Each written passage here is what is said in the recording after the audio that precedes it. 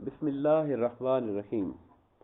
حضور نبی کریم علیہ الصلاۃ والسلام کی احادیث طیبہ کے اس درس میں حدیث پاک کی معروف کتاب مشکات المصابیح کے فضائل قرآن مجید کے حوالے سے ہم احادیث پاک کا ذکر کر رہے ہیں۔ حضرت عبد الرحمن بن عوف رضی اللہ تعالیٰ عنہ سے روایت ہے کہ حضور نبی اکرم صلی اللہ علیہ وآلہ وسلم نے ارشاد فرمایا، تین چیزیں قیامت کے دن عرش کے سائے کے نیچے ہوں گی۔ عرش کے سائے کے نیچے ہوں گی کا مطلب یہ ہے کہ انہیں اللہ تعالیٰ کی بارگاہ کا خصوصی قرب حاصل ہوگا اور اللہ کی بارگاہ میں انہیں بڑی عزت اور بڑا مرتبہ اور مقام دیا جا رہا ہوگا، تبھی انہیں عرش کے سائے، جیسے کسی کو سٹیج پہ بلا لینا تو سٹیج پر بلانا عام مجمع کے مقابلے میں زیادہ عزت اور وقار کا اظہار ہوتا ہے۔ تو تین چیزیں جو ہیں وہ عرش کے سائے کے نیچے ہوں گی۔ ایک قرآن پاک، ایک حدیث پاک تو وہ الگ ہے نا کہ 7 طرح کے لوگ 6 طرح کے لوگ عرش کے سائے میں ہوں گے، وہ الگ حدیث ہے، یہ ایک اور حدیث پاک ہے۔ ان میں سے ایک ہے قرآن مجید جو بندوں کے متعلق محبت اور دلیل بنے گا، بندوں کے متعلق دلیل بنے گا، یعنی جو بندہ قرآن مجید کے ساتھ تعلق رکھتا ہوگا، محبت کرتا ہوگا، قرآن کی تلاوت پیار سے اور اس کے حقوق کا خیال کرتا ہوگا تو قرآن مجید اس کے حق میں دلیل دے گا، اور جو قرآن سے معاذ اللہ بے پرواہ ہوگا اور قرآن کے حقوق کو ضائع کرے گا تو قرآن اس کے خلاف دلیل و حجت بنے گا۔ تو ایک قرآن اللہ کے عرش کے سائے کے نیچے ہوگا۔ دوسری چیز فرمائی امانت، امانت بھی اللہ کے عرش کے سائے کے نیچے۔ اچھا، ہم امانت کو کوئی فزیکل جسم تو نہیں سمجھتے، امانت تو ایک کریکٹر ہے، ایک کردار ہے، ایک خوبی ہے، خصوصیت ہے، لیکن یہ چیزیں جن کو ہم نہیں دیکھ پاتے، ہماری نظر میں وہ ٹینجیبل نہیں ہیں کہ ہم ان کو محسوس کریں یا ان کا وجود ہو جسمانی، مگر اللہ تعالیٰ کی بارگاہ میں اللہ ان کو وجود دے دے گا۔ وہاں پر آپ دیکھتے قبر کے اندر ایک بڑی خوبصورت چہرے والے چیز ایک آئے گی، شخصیت آئے گی، لوگ قبر پوچھے گا آپ کون ہو؟ وہ کہے گا میں تمہاری نماز ہوں۔ یعنی نماز بھی ایک شکل میں وہاں پر اس کے سامنے آ جائے گی۔ اسی طریقے سے امانت بھی کو اللہ تعالیٰ ایک خاص شکل اور جسم دے دے گا، اور امانت کو اللہ تعالیٰ امانت کا مقام اور امانت کا مرتبہ ظاہر کرنے کے لیے کہ وہ لوگ جو امین تھے ان کا درجہ کتنا اونچا ہے، اللہ تعالیٰ امانت کو بھی عرش کے سائے کے نیچے جگہ دے گا۔ اب امانت کیا چیز ہے؟ امانت کا جو محدود تصور ہے وہ تو یہ ہے کسی نے کوئی چیز دی، اس کو سنبھال کے رکھنا، منوان واپس کرنا، یہ تو امانت کا عام مفہوم ہے۔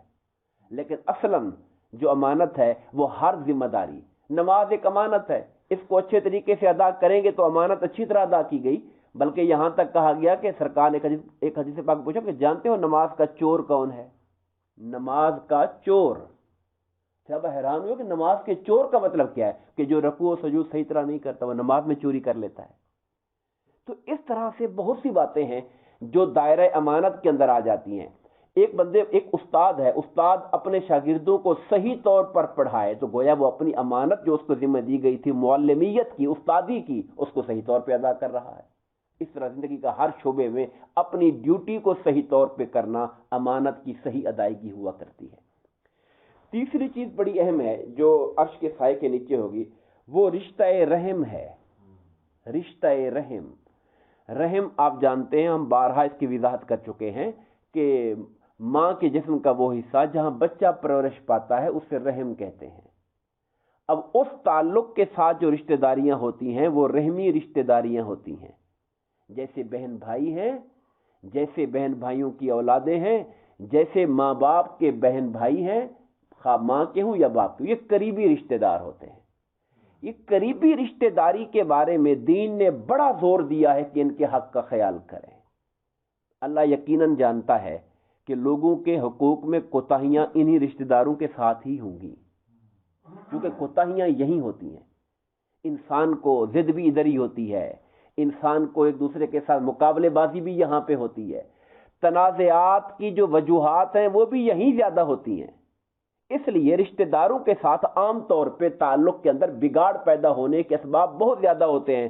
اللہ پاک نے رشتہ داروں کے ساتھ جوڑنے کا بھی بہت حکم دیا، اتنا حکم دیا کہا یہ جو رحم ہے، رحم یہ اللہ کی عرش کے ساتھ جڑا ہوا ہے، اس لیے اللہ سے فریاد کی باری تعالیٰ تیری نگاہ میں میرا مقام کیا ہے؟ کہا اے رحم جو تجھے جوڑے گا میں اس کے ساتھ جڑ جاؤں گا، اور جو تجھے توڑے گا پھر میں اس کے ساتھ تعلق توڑ دوں گا اپنا میں۔ اب اتنا اندازہ کیجئے کہ قریبی رشتہ داروں کا اتنا بڑا حق ہے، بہن ہو، پھوپھی ہو، انسان کے ماموں ہیں، خالہ ہے، ہم بھول جاتے ہیں، ہم نظر انداز کر دیتے ہیں، مہینوں سال گزر جاتے ہیں، ہماری ان سے ملاقاتیں تک نہیں ہوتی۔ اگر وہ ضرورت مند نہیں ہیں تو ان سے ملاقات اور حسن سلوک اور پیار محبت کا تعلق کافی ہے۔ اگر وہ ضرورت مند ہیں تو باقی دنیا پر خرچ کرنے سے زیادہ بہتر ہے 1000 درجہ کہ انسان اپنے رشتہ داروں پہ خرچ کرے جو مستحق ہیں، جو حقدار ہیں۔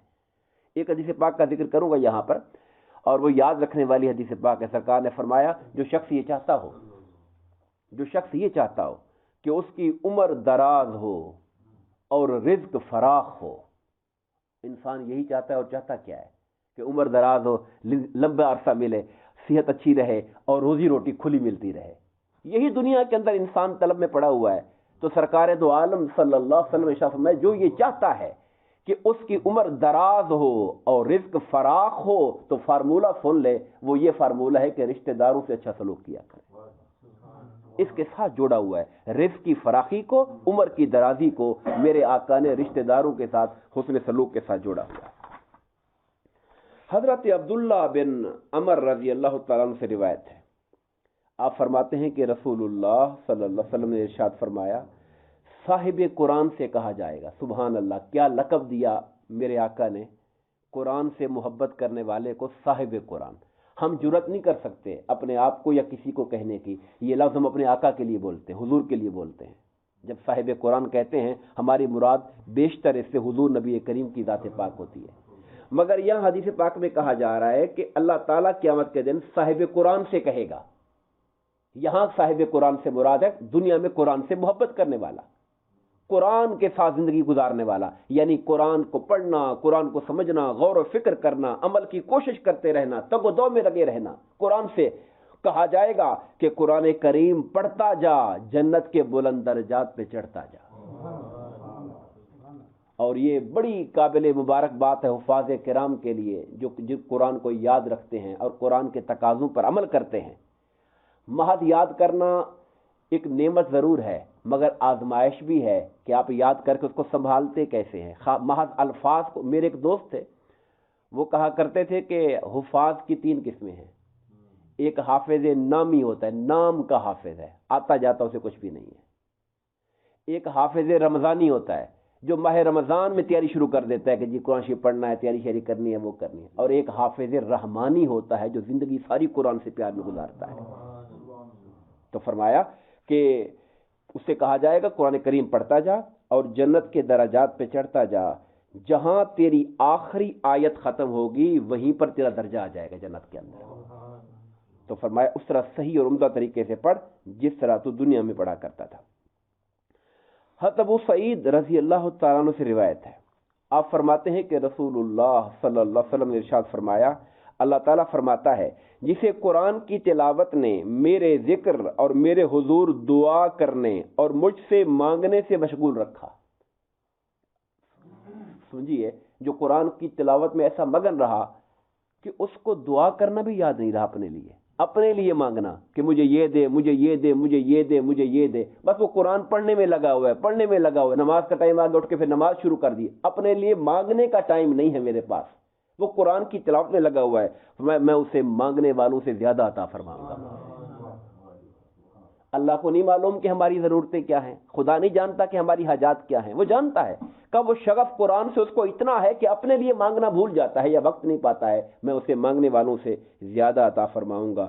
اور فرمایا اللہ تعالیٰ کے کلام کو باقی دنیا کے تمام کلاموں پر ایسی فضیلت حاصل ہے جیسے ساری مخلوق پر خود اللہ کو فضیلت حاصل ہے۔ ظاہر ہے کہ خدا ساری کائنات میں بلند و برتر ہے تو اس کا کلام بھی ساری کائنات میں بلند و برتر ہے۔ خدا سبحان ربی العظیم اور سبحان ربی الاعلیٰ ہے تو اس کا کلام بھی سب سے زیادہ عظیم اور سب سے زیادہ اعلیٰ ہے۔ جیسے موصوف ہے ویسے اس کی صفت ہے، جیسے ذات خدا ہے ویسے اس کی کلام کی عزت اور عظمت ہے۔ دعا فرمائیں اللہ تبارک و تعالی ہم سب کو قرآن مجید سے محبت عطا فرمائے اور قرآن پڑھنے سمجھنے اور عمل کرنے کی توفیق عطا فرمائے آمین وما علینا الا البلاغ المبین